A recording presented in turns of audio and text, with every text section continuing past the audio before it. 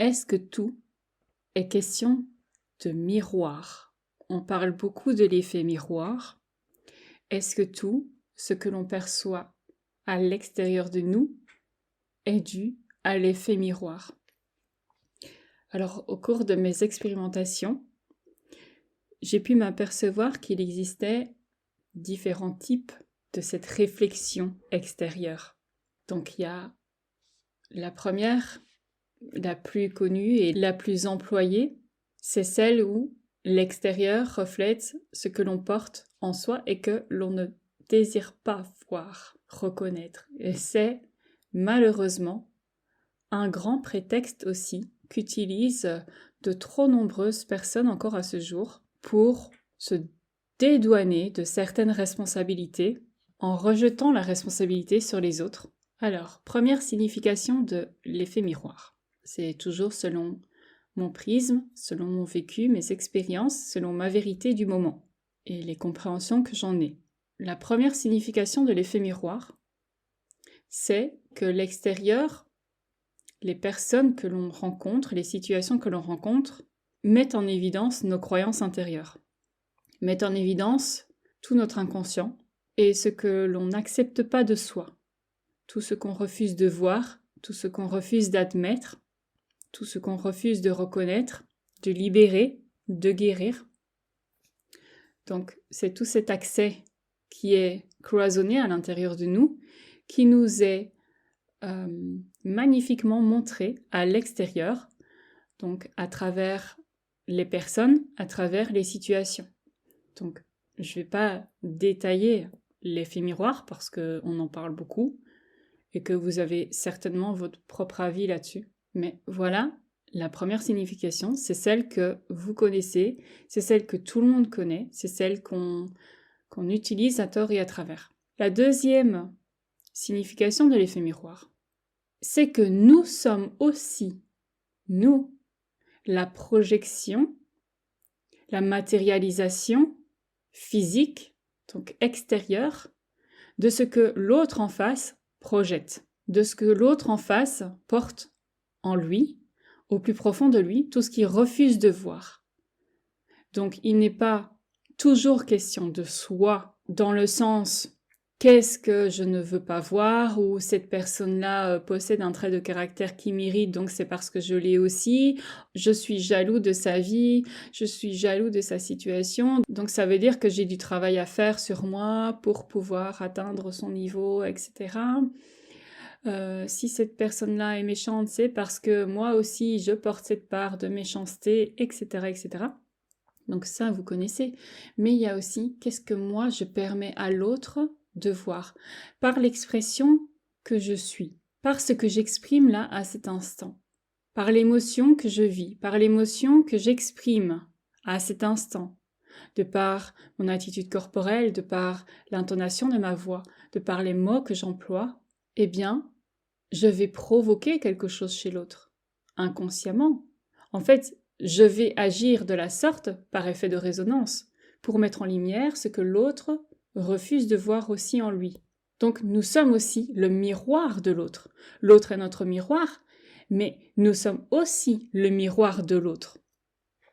C'est très important de se détacher de cette notion d'effet miroir, parce que sinon, on va rester enfermé dans un cycle où on va chercher constamment à ce que l'autre projette de notre inconscient et ce que nous projetons de l'inconscient de l'autre. Et donc, on ne va pas rentrer dans une co-création. On va rester dans cette dualité, dans cette séparation où on ne va pas consciemment créer avec ce que manifeste l'autre à l'instant. Ça, j'en parlerai plus tard dans une vidéo parce que ça demande d'être illustré aussi. Mais pour l'instant, voilà ce que je voulais partager à propos de cet effet miroir. Maintenant, arrivons à la troisième signification. Donc là, ça demande quand même un niveau de conscience de soi-même et des lois de la vie, des lois de l'univers assez intégrées. Parce que ça nous demande de nous détacher de ce que l'on vit, de ce que l'on est pour accéder à un point de vue plus haut, plus supérieur, donc qui englobe un peu plus cette conscience métaphysique. Donc, c'est celle que j'ai eu du mal aussi à intégrer, mais qui s'est progressivement intégrée au fil du temps. Donc, c'est que nous sommes tous là, sur Terre, à des niveaux de conscience différents. Nous avançons logiquement pour expanser notre conscience, pour mettre plus de conscience dans notre vie, grâce à toutes nos épreuves, nos expériences de vie, tous nos challenges, qui nous servent logiquement, s'ils sont bien intégrés, s'ils sont bien compris, ça nous sert à nous améliorer, ça nous sert à réajuster ce qu'il faut dans notre vie, dans notre quotidien, pour tendre vers un certain objectif de vie, pour tendre vers un idéal, même si on sait qu'on l'atteindra peut-être jamais. Mais en tout cas, on se dirige vers cet idéal, et cet idéal, il est propre à chacun. Il est selon des critères personnels. D'accord ? Donc, nous n'avons pas les mêmes idéaux. Et tout ça, c'est comme une balise qui nous sert à mieux nous diriger dans notre vie.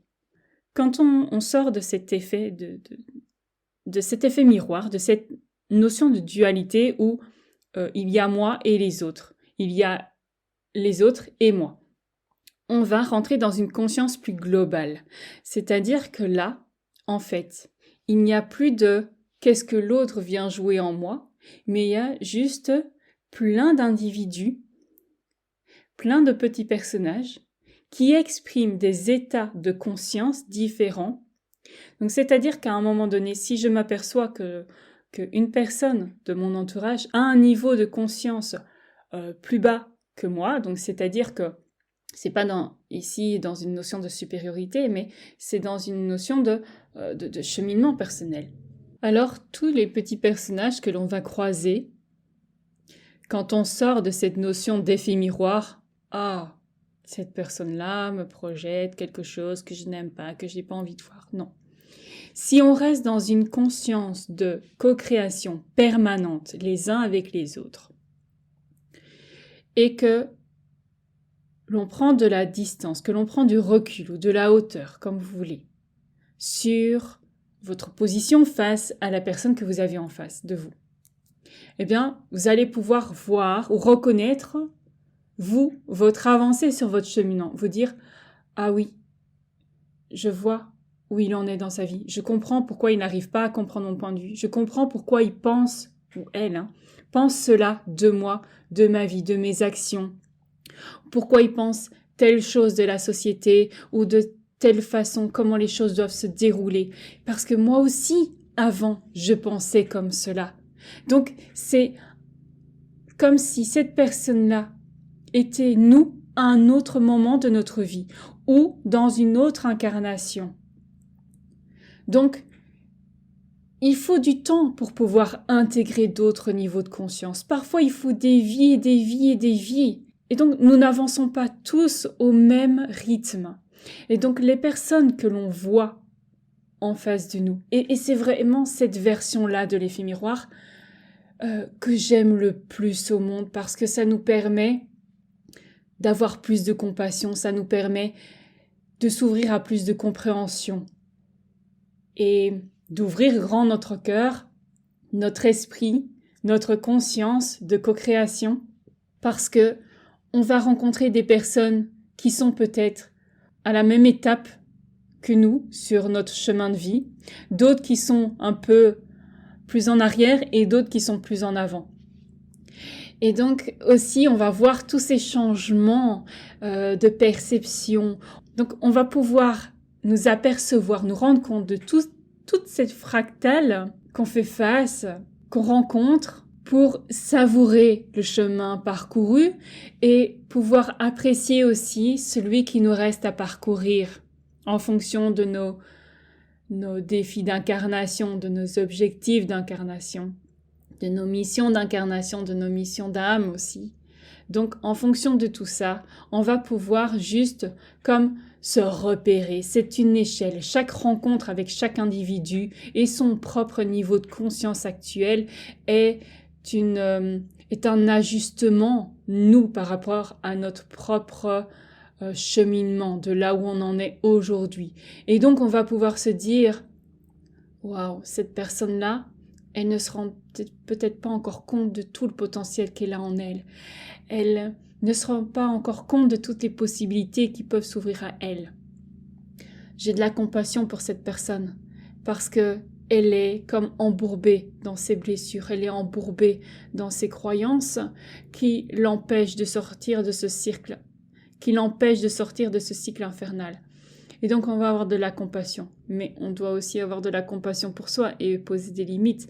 Mais en tout cas, en ayant cette vision-là, en incarnant cette conscience de chaque individu, chaque personnage que je rencontre est un moi dans une autre incarnation, est un moi dans un autre espace-temps.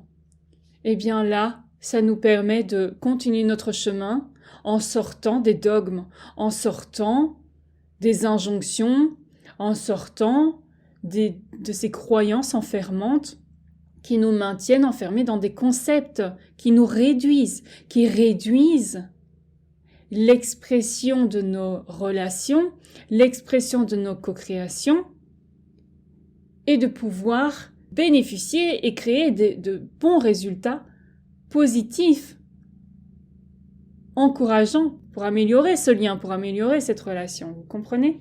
J'espère que je suis bien claire. C'est pas évident parce qu'il faut vraiment le vivre. On peut le comprendre d'un point de vue mental, parce qu'on le retrouve dans beaucoup d'ouvrages, dans beaucoup de vidéos, dans beaucoup d'articles. Donc cette notion que j'explique là, qu'on est tous des fractales les uns des autres, des fractales de la source, on se reconnaît tous les uns dans les autres de toute façon. Mais si on s'arrête, bon déjà, il faut sortir de cette compréhension mentale pour vraiment la comprendre dans le corps, pour pouvoir l'implémenter, le mettre en pratique aussi, et pas juste s'en servir comme excuse, comme prétexte, ou pour blesser l'autre, ou pour montrer sa supériorité à l'autre. Ça, c'est fini. Ce temps, il est révolu maintenant. Il est temps de passer à un niveau supérieur. Et ça se fait progressivement, bien sûr, mais on le sait. Donc, on a l'info, ensuite, on applique l'info. OK ? Donc, en appliquant ce concept-là, en l'intégrant dans sa vie, en l'implémentant dans sa vie, en décidant, en le désirant vraiment fortement de vivre cet état-là, ça viendra, les expériences de vie vont venir pour implémenter cette conscience-là dans sa vie. Mais ça doit se vouloir, parce qu'on aime bien de rester enfermé dans « ouais, c'est moi qui ai raison et l'autre a tort ». Et vice-versa, parce que c'est toujours des jeux de pouvoir, des jeux de rôle. Et donc, on aime bien de rester enfermé dans ces schémas-là pour justifier notre vie, pour justifier nos actions, pour justifier nos inactions aussi, pour se dédouaner de nos responsabilités, pour juger l'autre, pour, se revaloriser. Mais ce n'est pas comme ça qu'on avance. Ce n'est pas comme ça qu'on co-crée ensemble de manière consciente et responsable, mature et souveraine. Et ça, c'est extrêmement important pour moi. Mais c'est encore un processus. Je ne suis absolument pas parfaite. Je n'ai pas non plus atteint mon idéal de vie. Mais c'est un chemin. Et cette manière de concevoir les relations, de concevoir que l'autre est un autre moi, eh bien, à un autre niveau de sa vie, de son cheminement, de son incarnation, de son état de conscience, eh bien là, je peux mieux me situer, je peux mieux redéfinir ce que je veux vivre, ce que je veux nourrir et ce que je ne veux plus nourrir, ce que je ne veux plus vivre, ce que je ne veux plus dans ma vie. Il y a tel type de comportement que je ne veux plus voir apparaître dans ma vie. Donc ça me permet de mieux définir aussi le type d'interaction que je veux, le type de personne que je veux bien laisser entrer dans mon univers et ceux que je veux voir garder à distance. Tout comme les expériences, il y a des expériences de vie que j'ai assez expérimentées, que je ne veux plus voir apparaître dans ma vie. Maintenant, c'est fini.